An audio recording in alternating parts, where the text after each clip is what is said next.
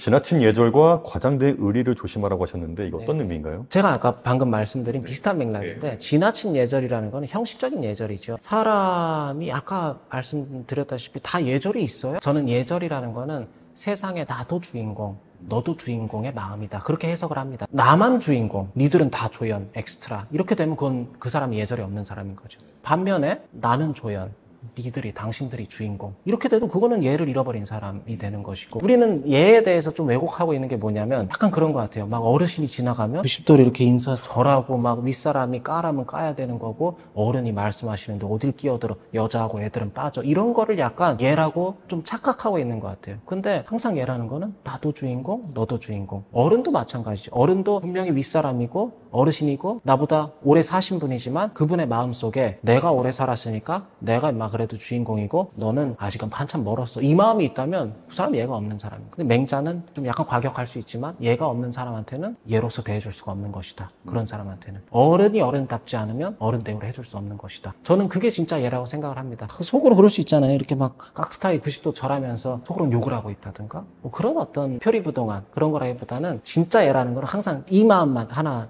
꼭 알고 있으면 좋겠어요. 나도 주인공, 너도 주인공. 예. 나를 필요 이상으로 낮출 필요도 없는 것이고 상대방을 필요 이상으로 우리 모두 각자의 삶에서는 주인공이고 과한 공손, 드러나는 공손 그거는 사실 예가 아니다. 그러니까 지나친 예라는 거는 그런 형식에만 치우쳐진 느낌이죠. 사람은 네. 진심은 또 통하게 돼 있고 느껴지는 건데 제가 분명히 겉으로는 잘했죠. 잘했을 거 아니에요. 무슨 선배니까. 얘기하고 그러면 네. 이렇게 깍듯하게 하려고 하고 굉장히 노력을 했지만 그 선배들의 마음에 제 속마음 속에 항상 그런 게 있었던 것 같아요. 그 당시만 해도 얘들이 이게 뭐 중고등학교 때 나 만났으면은 제대로 뭐 말이나 못 붙여봤을 이런 마음이 있으니까 그게 전달이 되는 거예요. 그게 문제라는 거죠.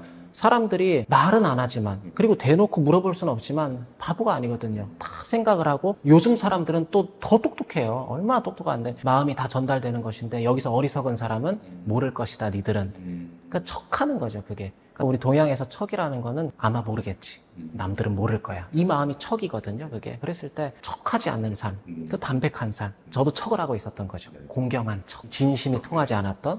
저는 그게 좀 그 당시에 저한테도 미안하고 왜 그렇게밖에 할 수 없었던가. 그들도 나한테 모질게 한 게 있지만 저도 그들한테 그 부분에 대해서 미안한 게 있고. 네. 아, 또 알아주지 않는다고 슬퍼하지 마라 그런 글이 있었어요. 네네네. 네. 사람이 누구나 그런 것 같아요. 다 내가 각광받고 싶고 이 세상에서 그래도 인정받고 싶고 칭찬 싫어하는 사람은 없잖아요. 칭찬은 고래도 춤추게 한다고. 그 말이 저는 그게 진짜 사실인 것 같더라고요. 누구나 우리 마음속에는 그런 게 있는데 내가 칭찬이나 인정을 받지 못했을 때 사람은 얼마든지 커질 수 있는 사람도 작아지는 것 같긴 해요. 그랬을 때 내가 남들의 칭찬을 갈구할 것인가 그거에 집착할 것인가 아니면 내가 먼저 상대방을 칭찬하고 인정해 줄 것인가. 그랬을 때 어떤 게 더 효율적이냐 저는 이걸 따져보자는 거죠. 그래서 공자 같은 사람도 남이 나를 알아주지 않더라도 서운해하거나 속상해하거나 그러지 않으니 그 또한 군자답지 아니한가. 남이 널 인정해주지 않더라도 가만히 그럼 너는 인정받지 못할 운명이니까 찌그러져 있어라. 이거 패배주의가 되는 거잖아요. 근데 그럴 때 오히려 참 힘들죠 이게.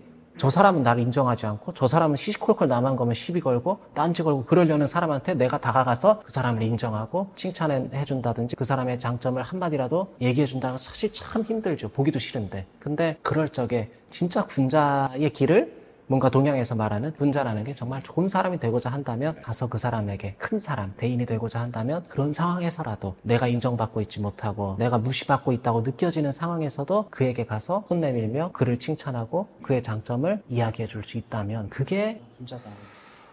참 그게 아까도 말했지만 말이 쉬운데 이게 정말 참 어렵죠. 어려운 거죠. 정말 예. 어렵죠. 예. 제가 예전에 유튜브 채널에서 어떤 분이 이레짐이 문신을 하고 싶은데 예. 어떻게 생각하냐고 물어본 거예요. 네. 근데 어떤 또 댓글들 보니까 이레짐이 이런 문신 많이 하는 분들은 겁이 많은 분들이다 이런 얘기가 많이 있더라고요. 근데 제가 알고님은 겁이 많은 분이 아닌 것 같은데 예. 그럼에도 불구하고 어린 시절에 타투를 했던 이유가 있었나요? 저는 이제 타투에 대해서는 길에서 왜 그런지 모르겠습니다. 제가 입는데도 저는 반팔을 잘 안 입어요. 왜냐면 이 세상에 인이라는 게 항상 이 세상에 나 말고도 다른 존재들이 더불어 함께 사는 세상이다 그 얘기를 했잖아요. 근데 사람이 늘 자기 기준에서 생각을 한단 말이죠. 누군가는 문신을 봤을 때 아무렇지도 않을 수 있어요. 누군가가 이렇게 막 이레즘이나 아까 말씀하신 그런 걸 하고 가는 걸 제가 봤을 때 전 약간 위화감을 느껴요. 거기서. 그래요? 있음에도 불구하고. 제가 있는데 그래요? 저는 약간 위화감을 느끼고 네.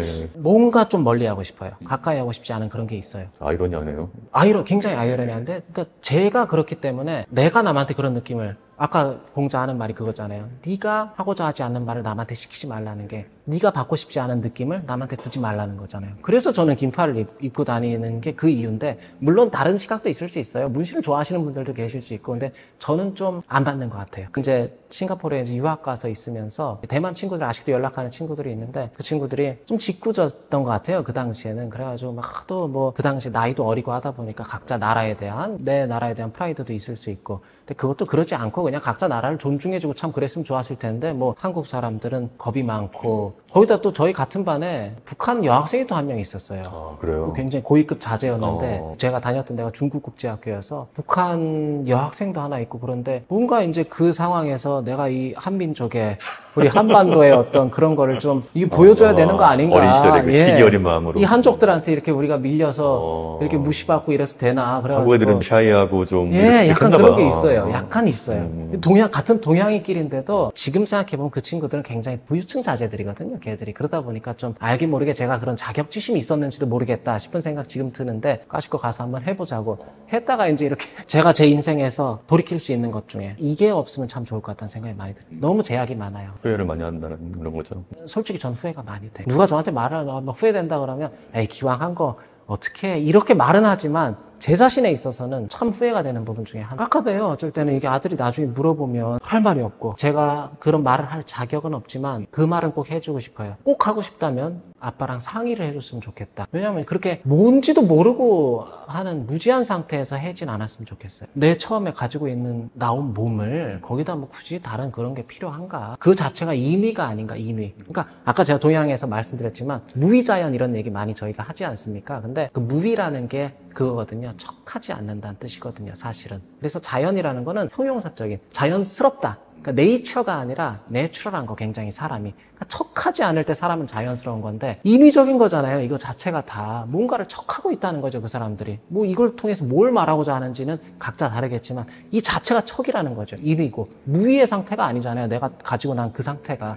그랬을 때는 자연스러움을 해치게 되는 것인데, 사람은 자연스러울 때 제일 예쁜데 그 자연스러움을 해칠 이유가 있나. 저는 그 생각인 거죠. 아마 아드님도 좀 커서 영상 보면은 다 이해할 겁니다. 그러기에 정말 짧은 인생이지만 선배님 앞에서 좀 이렇게 말씀드리기가 뭐 그런 부분도 있지만, 30년 조금 넘는 인생을 돌이켜보면 제 인생의 화두는 항상 탁월함에 있었던 것 같아요. 탁월함. 뭔가 남들보다 탁월해지고 싶다 하는 그 마음이 늘, 그러니까 이게 어떻게 보면 뭐 특별함에 대한 추구 그런 것도 될 수 있는 것이고, 누구나 그런 게 좀 있긴 있죠. 근데 그런 게 좀 과했던 것 같고, 그래서 제가 초등학교 4학년 때였는데 교실이 이제 4층 이렇게 높이 있었던 것 같아요. 학교 밑에는 이제 화단이 있었는데 제가 그 4층에서 이 화단으로 뛰어내렸거든요.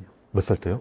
초등학교 4학년. 4학년 때요? 네, 4층에서 학교 화단으로 친구들이 전부 창틀에서 이제 구경하고 있고, 괜찮았어요? 다행히 뭐 부러지거나 흙바닥이 있고 그래서 뭐 다행히 부러지거나 하진 않았는데, 그 사건으로 이제 아버지가 학교에 끌려가고 좀 그런 일이 있었는데, 그때 친구들이 제가 떨어지니까 위에서 와 막 이런 어떤 탄성 같은, 거기에 대한 기분이 좋고. 거기에 대해서. 근데 제가 보니까 그 친구들 중에서도 여러 가지 마음이 있었을 것 같아요. 어떤 친구는 와, 쟤 정말 대단하다? 뭐 용기 있다? 아니면 야, 쟤 왜 저래? 저러다 다치면 어떡해? 뭐 이런 친구도 있었을 거고, 야, 쟤 약간 관종이구나? 이런 친구들도 여러 가지 마음이 있었을 텐데, 그런 마음에서 어쨌든 터져 나왔던 그 탄성. 내가 뭔가 니들은 이거 못하지? 이런 마음 때문에 그거를 아버지가 안 불려갔으면 전 계속했을 것 같아요. 그거를. 나중엔 더 막 옥상까지 올라가서 하지 않았을까? 죽을 수도 있는 거잖아요. 그러다 크게 다칠 수도 있고. 저도 이제 요즘에 잠도 안 오고 그러면 과거의 저를 만나면서 거나 다정하게 묻는 거죠. 너 그때 왜 그랬니? 너 그때 왜 그랬을까? 저도 모르겠으니까 잘. 이제 물어보면 과거에 제가 저한테 대답을 하는 것 같아요. 나 좀 특별하고 싶었고 탁월하고 싶었어.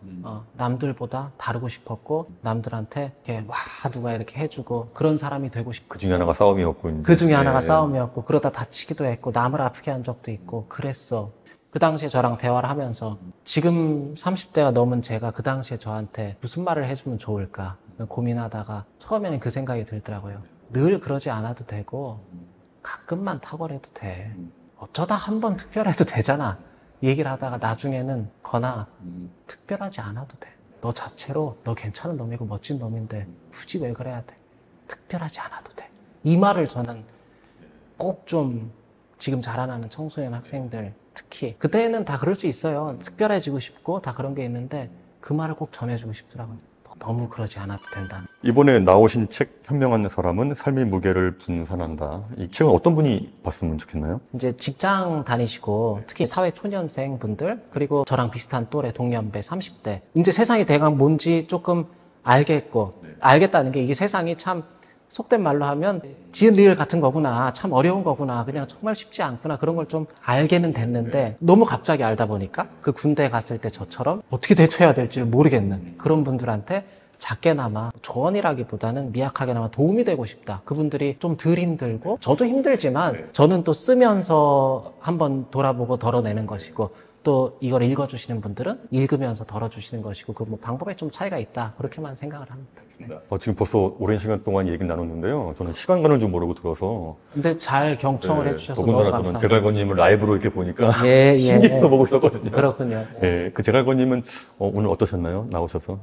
저는 그 생각이 또 한 번 드는 게 저희가 소통이라고 하면 되게 서로 막 말을 많이 주고받고 그다음에 막 내가 한마디 하면 또 이렇게 티키타카가 되고 그런 걸 되게 소통이라고 하는 것 같은데 저는 오늘 선배님을 뵈면서 침묵과 경청도 대단한 소통이다. 전 그걸 이렇게 또 하나 배우게 됐습니다. 네. 경청해 주시고 전 정말 재밌어서 들은 거였어요. 아, 그렇군요. 네. 진심으로 그러면 네. 이렇게 들어주신 게 너무 감사합니다. 예. 감성대디 시청자 및 구독자 여러분, 정말 진심 하나를 갖고 이렇게 유튜브 채널 여러 가지 많은 채널들이 있지만 정말 진심으로 하는 채널, 진심이 더 우세한 채널, 그런 채널이 귀하다는 생각이 많이 듭니다. 그래서 이 정말 귀한 가뭄의 사막 오아시스 같은 우리 감성대디 채널을 많이 사랑해 주시고 저도 오늘부로 애독자, 애청자가 돼서 이제 여러분들 보실 때 같이 잘 보겠습니다. 저희 그냥 나이도 동갑인데 친구 하시죠, 그냥? 아, 고맙습니다. 같은데. 네네.